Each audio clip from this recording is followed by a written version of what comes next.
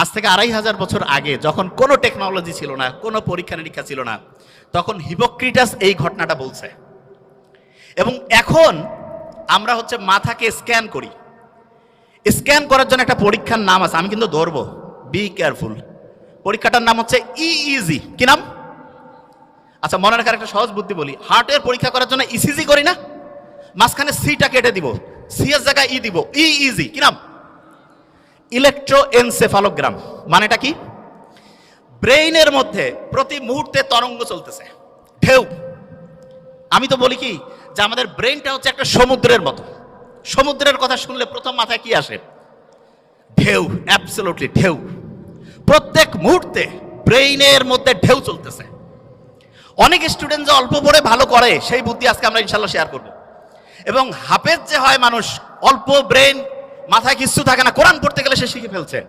আল্লাহ কোরআনের মধ্যে এমন একটা অসাধারণ সামঞ্জস্যপূর্ণ শৈলী দিয়েছেন, ব্রেইনের মধ্যে ওই ওয়েভটা তৈরি হয়, ওই তরঙ্গটা তৈরি হয়, যেই তরঙ্গ তৈরি হইলে পরে পড়া লং টার্ম মেমোরি সেন্টারে রিজার্ভ হয়। প্রত্যেক দিন 5 ওয়াক্ত নামাজ পড়ি না, ব্রেইনের মধ্যে মোটা দাগে 5টা ওয়েভ আছে। মোটা দাগে 5টা ওয়েভ। এই 5টা ওয়েভের মধ্যে একটা ওয়েভ আছে সবচাইতে স্টুডেন্টের জন্য প্রয়োজনীয় ওয়েভ। এবং যে কোনো স্টুডেন্ট যে বুদ্ধিমান, সে চিন্তা করতেছে ওই ওয়েভটা যদি আমি তৈরি করতে পারি ব্রেইনে, আর তারপরে যদি আমি পড়ি, 1 ঘন্টায় 3-4 ঘন্টা পড়া হবে। এইটা তৈরি করার 2টা বুদ্ধি। একটা হচ্ছে ন্যাচারালি ব্রেইনের মধ্যে ওই ওয়েভটা তৈরি করা যায়, যেটা তৈরি করলে পরে অল্প একটু পড়লেই পড়া শর্ট টার্ম থেকে লং টার্ম মেমোরি সেন্টারে রিজার্ভ হওয়ার যে প্রক্রিয়াটা, এটা ফাস্ট হবে। আরেকটা আছে আর্টিফিশিয়ালি। আর্টিফিশিয়ালি মানে আমরা নিজেরা চাইলে পরে ব্রেইনের মধ্যে ওই ওয়েভটা তৈরি করতে পারবো। বেশিরভাগ জনের মাথায় আসতেছে যে আসলে ওই ওয়েভটার নাম কি, ঠিক না? 100% তাই তো আসার কথা, যে ওই ওয়েভটার নাম কি, যে সবচেয়ে দামি ওয়েভ যেটা আমাদের দরকার, ওই ওয়েভটা আসলে তৈরি হয় কিভাবে? আর ওই ওয়েভটা আমরা ন্যাচারালি তো তৈরি হলে তো আলহামদুলিল্লাহ, আর্টিফিশিয়ালি যদি তৈরি করতে পারি, তাহলে সেটার সিস্টেমটা কি হবে? তাহলে স্টুডেন্ট ভালো হয়ে যাবে। একটা জিনিস, এবং আজকে আমরা যা যা আমি বলছি, আমার কিন্তু খেয়াল আছে এবং ঘড়িও আছে, আমি কিন্তু ধরবো র্যান্ডম। এবং ধরার ক্ষেত্রে আমি একটা ক্লু দেই। ব্রেইনের প্রথম পরীক্ষার জন্য আমরা বলছিলাম ইসিজি না ইইজি? অ্যাবসলিউটলি ইইজি, ঠিক না? ইইজি। ব্রেইনের মধ্যে ওয়েভ কটা? 5টা। সবচেয়ে ভালো আছে একটা ওয়েভ, যেই ওয়েভটা থাকলে পড়ে পড়া দ্রুত শর্ট টার্ম থেকে লং টার্ম মেমোরি সেন্টারে যাবে এবং পড়াটা সহজে আয়ত্তে আসবে।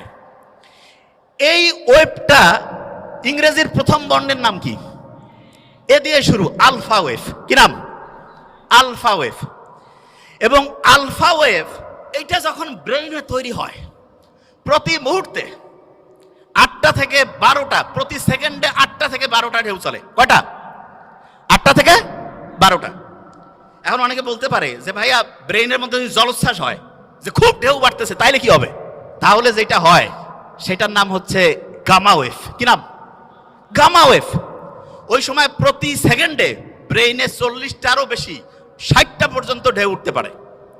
বেশি ঢেউ উঠলে পরে ব্রেইনে যা রাখতেছি সব ভাষায় নিয়ে চলে যাবে, ব্রেইনে আর রিজার্ভ হবে না কিছু। এই জন্য ব্রেইনে রিজার্ভ করার জন্য আমাদের আলফা ওয়েভ রাখতে হবে। Alpha wave. এখন প্রশ্ন হলো, আলফা ওয়েভ ব্রেইনে ন্যাচারালি কখন তৈরি হয় সেটা আগে বলি। মুহাম্মদ সাল্লাল্লাহু আলাইহি ওয়াসাল্লাম যে বলছে যে রাতের এশার নামাজের পরে উনি কোনো মিটিং, কোনো মিছিল কিচ্ছু রাখতো না, কোনো কথা নাই, স্ট্রেট বেড, সোজাসুজি ঘুম। আর্লি উনি ঘুমাইতো। আমাদের ডক্টরদের মধ্যে অনেকের লাইফস্টাইল খুবই খারাপ। যত বড় অফিসার লাইফস্টাইল তত খারাপ। কয় যে লেট নাইট প্রোগ্রাম, শয়তানি প্রোগ্রামের অন্য আরেকটা নাম। Believe me, late night program. কিসের লেট নাইট? যা হবে আর্লি। এবং ঠিক এশার নামাজের পরে যদি আমরা ঘুমাই, তাহলে ইনশাআল্লাহ আমাদের ব্রেইনের মধ্যে একটা সুপার ক্লক আল্লাহ বসায় রাখছে, হাইপোথ্যালামাসের মধ্যে আছে। টিক টিক টিক টিক করে চলতেছে, ওর কোনো টাইম দেখা লাগে না। অটোমেটেড অ্যালার্ম সেট আপ করা আছে, অ্যালার্ম বাইরে থেকে ঘড়িতে দেওয়া লাগবে না। কেউ যদি এশার নামাজের পরে ইনশাআল্লাহ ঘুমায় যায়, ভোর 3টা, 3:30, 4টার মধ্যে ঘুম থেকে উঠবে। কিন্তু ইন্টারেস্টিং পয়েন্টটা ওই জায়গায় না। ইন্টারেস্টিং পয়েন্টটা হচ্ছে, বেশিরভাগ স্টুডেন্ট বলে যে আমি রাতে ঘুমাইলাম 12টায়, সকালে উঠলাম 7টা, 7 ঘন্টা তো আমি ঘুমাইলাম। আর একজন ঘুমাচ্ছে রাত 9টায়, সে উঠলো ভোর 4টায়, সেও 7 ঘন্টা। তো অনেকের মাথায় আসে যে 7 ঘন্টা ঘুমাইলে হয়েছে, কখন ঘুমাই, টাইম তো 7 ঘন্টায় হয়েছে, ব্রেন বোধহয় ঠিকভাবেই কাজ করতেছে। নো, এটা ভয়ঙ্কর একটা মিস্টেক, ভয়ঙ্কর। ব্রেনটা রিচার্জ হওয়ার জন্য সবচাইতে দামি প্রসিজার যতগুলো পদ্ধতি আল্লাহ দিয়েছে তার মধ্যে নাম্বার 1 হচ্ছে ঘুম। এখন ঘুমের মধ্যে ব্রেনটা চার্জ হয়, কিন্তু চার্জিং এর সিস্টেমের মধ্যে একটু আল্লাহ টেকনিক লাগাই দিছে। ব্রেইনের মধ্যে যে হাইপোথ্যালামাসের মধ্যে যে মাস্টার ক্লকটা আছে, সে চার্জিং সিস্টেমটা ঘন্টায় ঘন্টায় চেঞ্জ করে। মানেটা কি, একটু এক্সাম্পল দেই। ধরা যাক কেউ রাত ঠিক 9টায় ঘুমাইছে, ব্রেন চার্জ শুরু হয়েছে, ওই সময় সে চার্জিং পয়েন্টের মধ্যে যে চার্জারটা লাগায় রাখছে সেইটার প্রতি মুহূর্তে চার্জিং ক্যাপাসিটি 100 ওয়াট। কত ওয়াট? 100। এরকম করে 7 ঘন্টায় তাহলে কত ওয়াট চার্জ হবে? 700। কেউ যখন রাত 12টায় ঘুমাইতে গেছে, 12টা থেকে 3টা, এই সময় প্রতি ঘন্টায় তার চার্জিং হবে 100 ইউনিট করে। কত? 3টার পর 4টা পর্যন্ত 50 ইউনিট করে। কত? 4টার পর ফজরের সময়, যে সময় শয়তান আসি কয় আরো ঘুমা, ওই সময় চার্জিং 20 ওয়াট। কয় ওয়াট? 20 ওয়াট। অনেক ছেলে মেয়ে আছে কয় আমি মাগরিবের সময় আমার দিন শুরু, ফজরের পরে আমার দিন হচ্ছে রাতের ঘুম শুরু। মানে রাতে সে ঘুমাইতে যায় ফজরের পরে, এবং সে বলে যে আমি 8-9 ঘন্টা ঘুমাই।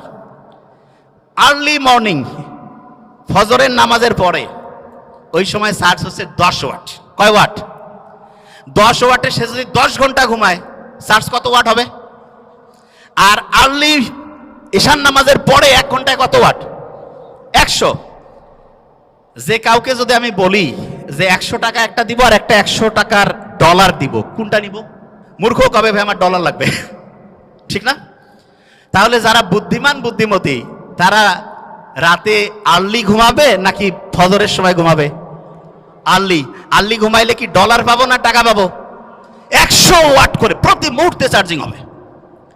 এখন অনেকের মাথায় একটা প্রশ্ন আসে যে ভাই এটা কিভাবে কাজ করে, কারণটা কি? আল্লাহ ওই যে ঘড়ি হাইপোথ্যালামাসের মধ্যে বসায় রাখছে, সেইখানে ঘুমের মধ্যে 2টা ভাগ করছে। একটা হচ্ছে ডিপ স্লিপ, কি নাম? আরেকটা হচ্ছে বলা যেতে পারে হালকা স্লিপ। বুঝার জন্য, কি স্লিপ? হালকা। তার মানে একটা হচ্ছে ওই যে চার্জিং এর জন্য আছে না, যে পাওয়ারফুল চার্জিং, ওই যে খুব দ্রুত হয়, এইটা হচ্ছে ডিপ স্লিপ। কি স্লিপ? Deep sleep. আল্লাহ এমন মেকানিজম করছে, ডিপ স্লিপটা হবে রাত 9টা-10টা থেকে শুরু করে ভোর 3টা পর্যন্ত। কয়টা? রাত 9টা-10টা থেকে ভোর 3টা। এবং ইন্টারেস্টিং পয়েন্ট, আমরা যে ঘুমাই প্রত্যেকটা ঘুমের চক্র 90 মিনিট। ক্রিকেট যে আমরা খেলা দেখি, ফুটবলও দেখি, ফুটবল কতক্ষণ করে চলে একটা সেশন, একটা ম্যাচ কতক্ষণ? 90 মিনিট। এই 90 মিনিটের মধ্যে এইরকম একটা ম্যাচ হয়ে গেল, আমার ব্রেইনের মধ্যে একটা সাইকেল পূরণ হয়ে গেল। কয়টা সাইকেল? একটা। এবং প্রথম রাতে আমি যখন ঘুমাবো, প্রথম রাতে, তখন আমার ডিপ স্লিপটা বেশি হবে। কোন স্লিপ? ডিপ স্লিপ যখন বেশি হবে তখন মূলত আমার চার্জিংটা হাইয়েস্ট লেভেলে হবে। কি লেভেল হবে? হাইয়েস্ট লেভেলে। আচ্ছা, যে জায়গায় আমি ছিলাম, প্রত্যেক স্টুডেন্টের মধ্যে আমার মনে হয় প্রত্যেক স্টুডেন্টের মধ্যে যে প্রশ্নটা আসছে, আমরা তাহলে ঘুমাবো ঠিক ঈশান নামাজের পরে, তাহলে আমাদের ব্রেইনের চার্জিংটা হবে 100 ওয়াটের। কত ওয়াট? 100। আচ্ছা, পড়ার ক্ষেত্রে মোস্ট ইম্পর্টেন্ট, ব্রেইনে কোন ওয়েভ দরকার? Alpha wave. ন্যাচারালি আলফা ওয়েভটা আমি পাবো আর্লি মর্নিং। আর্লি মর্নিং মানে হতে পারে ভোর 4টা-5টা থেকে সকাল 8টা-9টা। এই সময়ে ব্রেইনে আলফা ওয়েভ থাকে, এবং আলফা ওয়েভের ঢেউ প্রত্যেক মুহূর্তে 8 থেকে কত? 8 থেকে 12। এই সময়ে 1 ঘন্টায় যে পড়া হবে, দিনের অন্য সময় যখন ব্রেইনে আলফা ওয়েভ নাই, ওই সময় ওই 1 ঘন্টার পড়া পড়তে 4-5 ঘন্টা লাগবে। তার মানে হচ্ছে একটা মুসলমান স্টুডেন্ট বা যে কোনো, সে যে ধর্মেরই হোক, কারণ ব্রেইন সবার জন্য সেম ওয়েতে কাজ করবে, আল্লাহ সবার জন্য কিছু জিনিস ইউনিভার্সাল করে দিয়েছেন। একটা ব্রেইনের মধ্যে আলফা ওয়েভ তৈরি করে যখন স্টুডেন্ট পড়তে থাকবে, তখন দেখা যাবে যে সেই স্টুডেন্ট 1 ঘন্টা পড়লে পড়ে 4-5 ঘন্টার পড়া তার ব্রেইনের শর্ট টার্ম থেকে long term memory centre reserve হওয়ার প্রক্রিয়া গতিশীল হবে। তার মানে যেই স্টুডেন্ট আর্লি মর্নিং পড়বে সে আলফা ওয়েভ পাচ্ছে এবং তার পড়ার গতি খুব দ্রুত হচ্ছে। এটা হচ্ছে ন্যাচারালি। এখন অনেকে বলতে পারে যে ভাই আমি ন্যাচারালি তো জানলামই,